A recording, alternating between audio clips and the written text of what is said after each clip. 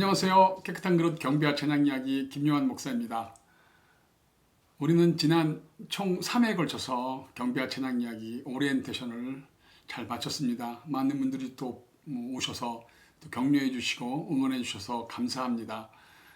이제 오늘부터 깨끗한 그릇 경배와 찬양 이야기 본 방송이 시작됩니다. 네, 오늘 경배와 찬양 이야기 첫 시간은 우리가 잘 아는 호주의 힐송의 워십 리더 달린 책. 먼저 그녀는 우리들에게 하나님께 어떻게 예배해야 하는가를 묻기 전에 우리가 왜 하나님께 예배해야 하는가를 먼저 이해하라고 우리에게 조언합니다. 아마 예배의 방법이나 형식 이런 것을 먼저 알기 전에 우리가 왜 예배해야 되는지 예배의 본질을 아마 물어야 되지 않을까, 그걸 우리들에게 말하는 것 같습니다. 예배의 본질은 제가 지난 오리엔테이션 때 언급했던 것처럼 하나님은 하나님의 창조 목적을 실현시키시고 우리 성도들은, 우리 인간들은 하나님이 우리를 창조하신 목적, 하나님께 영광 돌리고 하나님을 찬송하라고 창조하신 그 목적을 가시적인 방법으로 나타내는 시간이 예배라고 생각합니다. 또 그녀는 특별히 그 예배 인도자들, 특별히 찬양하는 찬양 인도자들에게 또 부탁을 하네요. 어떻게 부탁하냐면 온화한 리더십으로 회중을 존중하고 회중을 지지하는 마음으로 예배하십시오 라고 말하네요. 온화한 리더십으로 회중을 존중하고 또 회중을 지지하는 마음으로 예배하라. 섣불리 생각할 수 없는 말인 것 같아서 고민하고 또 주위에 또 훌륭한 또 예배자들에게 또 여쭤보았습니다. 그래서 워십 리더 코리아 가진수 목사님께서는 저한테 이런 말씀을 하시더라고요. 쉽게는 현실적으로 선곡할 때 찬양 인도자가 자기가 좋아하는 음악 취향의 곡을 골라서 예배하지 말고 최대한 할 수 있는 만큼 그 공동체, 교회 공동체나 공동체의 그 회중들의 성도들의 눈높이와 그들의 성향과 그들에 맞춰서 선곡을 했으면 좋겠다. 그런 말씀을 들었습니다. 저도 그 말씀에 동의했습니다. 저도 경험한 거지만 전에 어느 유명한 청년들 예배에 제가 참석한 적이 있습니다. 아주 굉장히 뜨거운 분위기였죠. 그래서 이제 갔는데 첫 곡에 빠른 곡들을 많이 좀 하더라고요.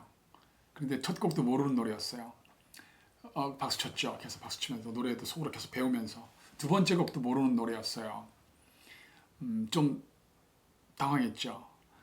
세 곡을 연달하더라고요. 세 번째 곡도 모르는 노래였어요.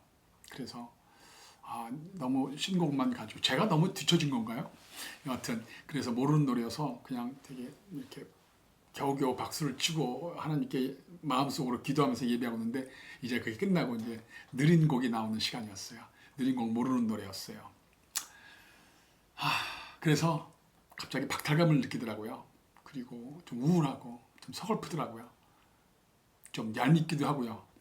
자기들만 아는 노래를 가지고 자기들만 행복해하는 것 같아서 너무 힘없이 의미 없이 박수치는 제 모습도 부끄럽고, 그래서 이거 노래 정말 빨리빨리 요즘 나오는 신곡들을 배워야 되는가 이런 생각도 했고요.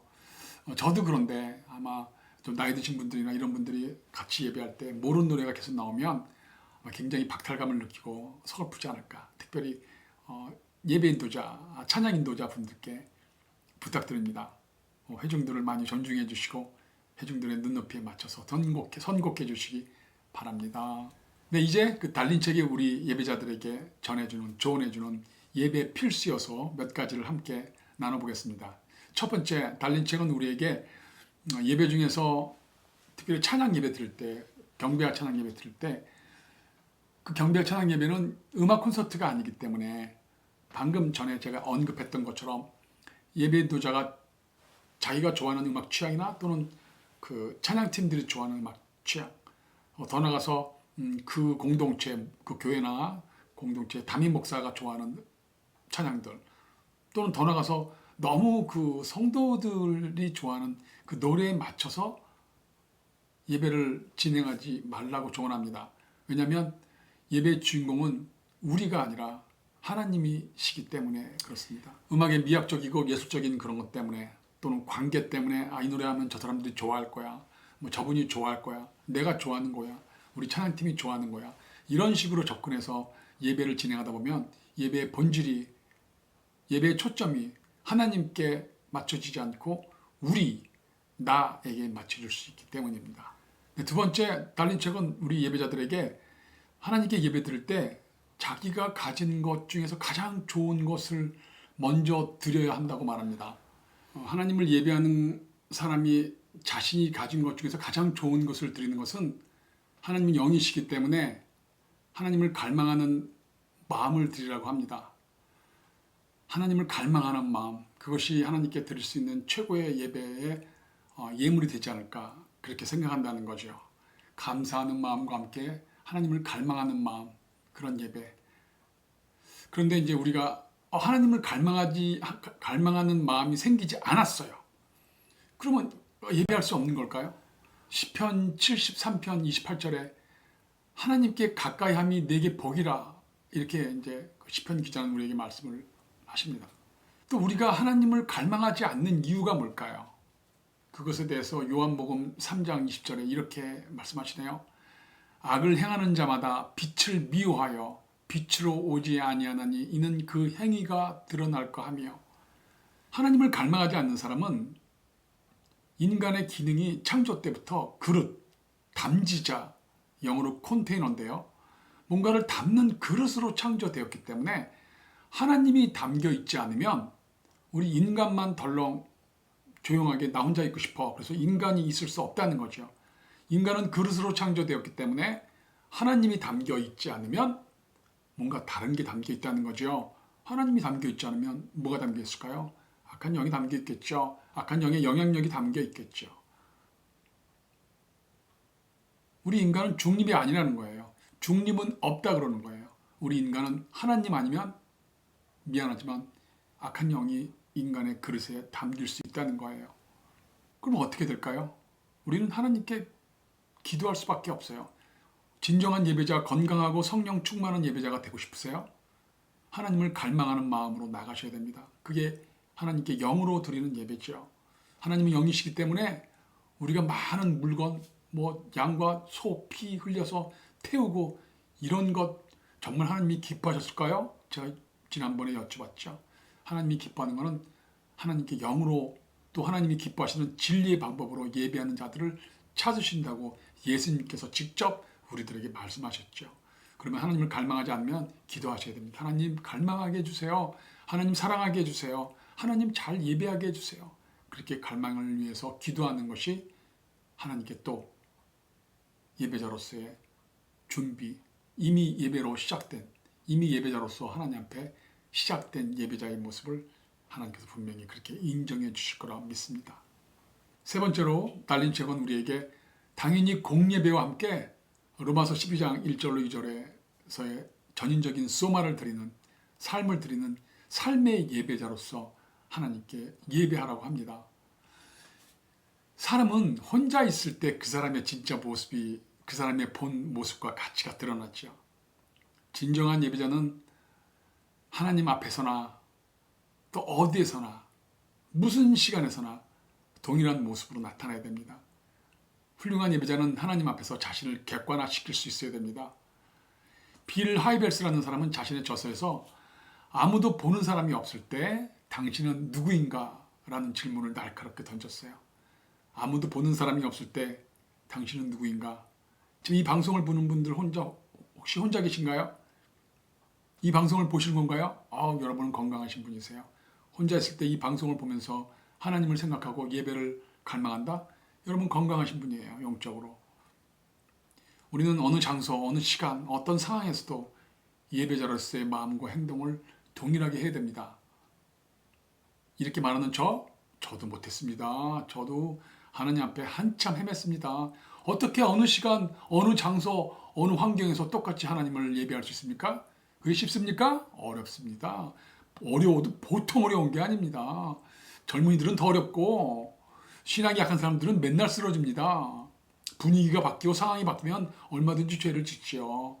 교회에서는 죄를 안 짓죠. 그래서 제가 죄 안 짓는 방법을 알려드릴게요. 혹시 성가대 원들 분 계세요? 교회에서 성가대 가운을 입고 찬양하고 나서 집에 가실 때 그 가운을 입고 가세요. 놔둬서 교회에 걸어놓지 말고 그 가운을 입고 교회 가시고 홈플러스도 가시고 이마트도 가시고 시장도 가시고 버스도 타고 전철도 타고 운전도 하세요. 운전하다가 이상한 사람과 시비 붙었을 때 창문을 딱 열었을 때 여러분의 성가대 가운을 보고 그 사람이 놀랄 거예요.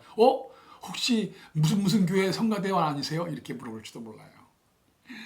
네, 유머였습니다. 우리가 어떤 그런 성가대 가운 옷을 입으면 좀 더 주님 앞에 이렇게 어텐션 할 수 있는 것처럼 우리가 어느 시간, 어느 환경, 어느 상황에서도 주님을 교회에서 예배드리는 것처럼 예배드릴 수 있을까요? 쉽지 않습니다. 하나님도 그거 하시라고 믿습니다. 하나님 왜 모르시겠어요? 여러분 힘을 내세요. 쓰러지면요 다시 주님께로 가세요. 또 쓰러지잖아요? 또 주님께로 가세요.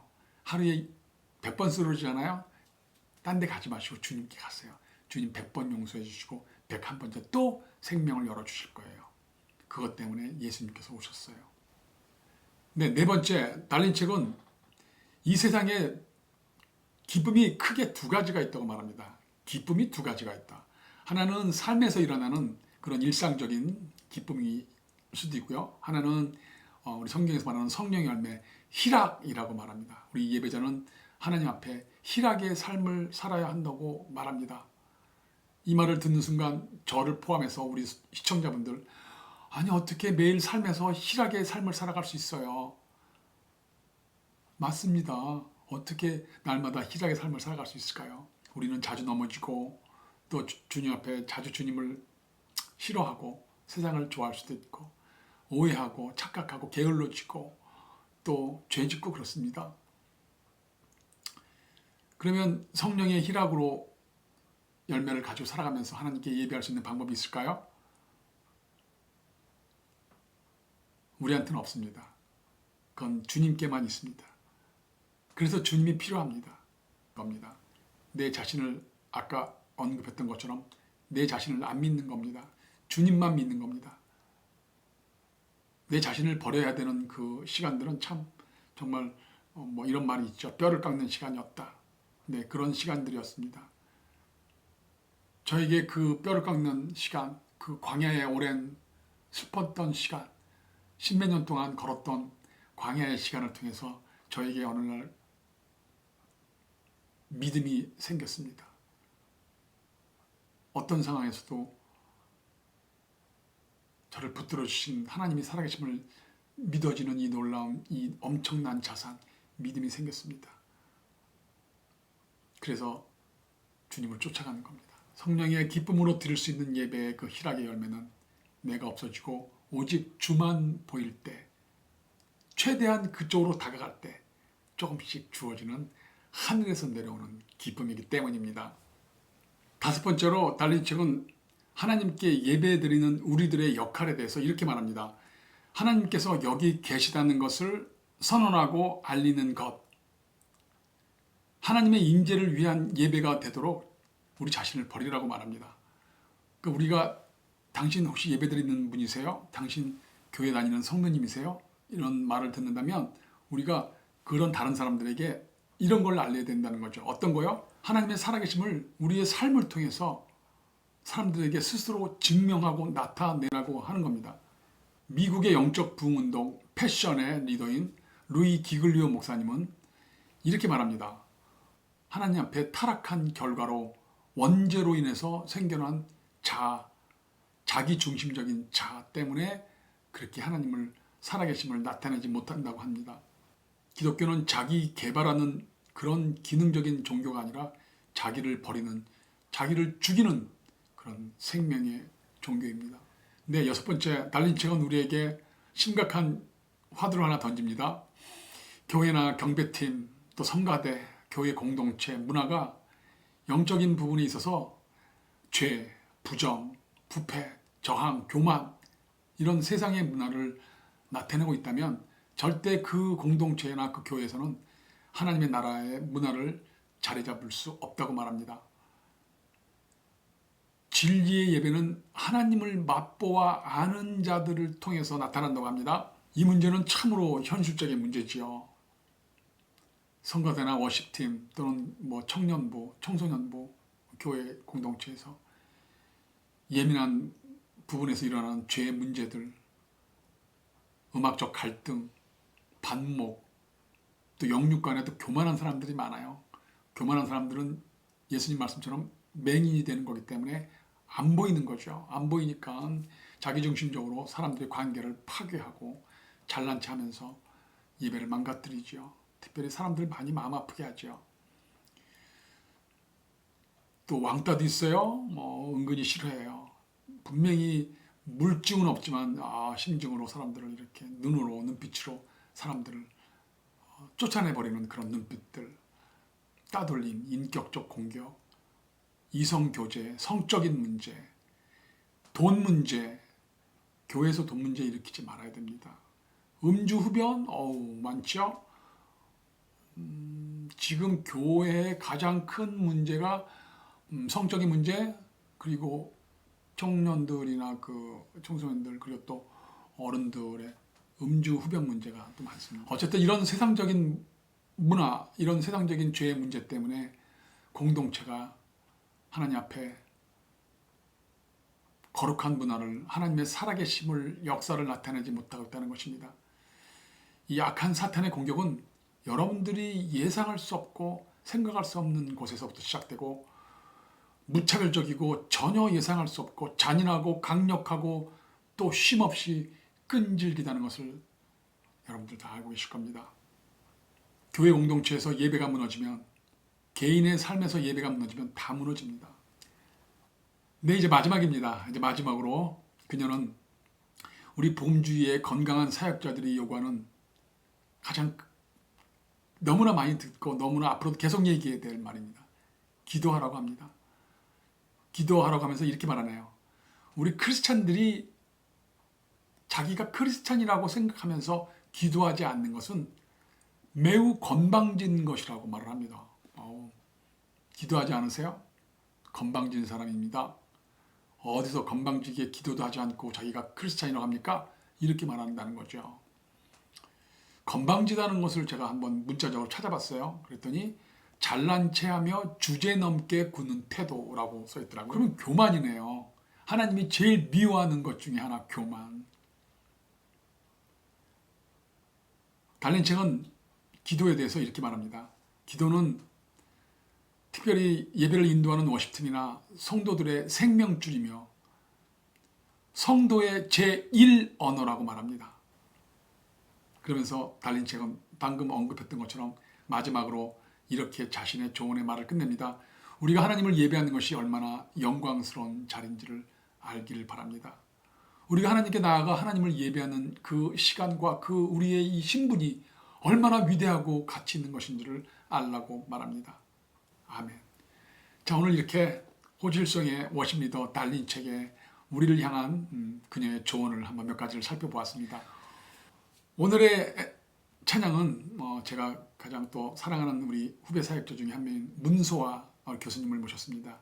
아주 훌륭한 예배자고 CCM 찬양 사역자입니다. 내구주 예수님을 부족하지만 하나님께 찬양하고 여러분과 함께 나누겠습니다. 여러분, 다음 시간에 또 기쁘고 행복한 모습으로 또 제가 또 잘 준비해서 여러분 또 함께 만나도록 하겠습니다. 여러분 곧 갑니다. 더 힘내시고 음식도 잘 챙겨서 드시고 잘 지내십시오. 여러분 사랑합니다. 샬롬.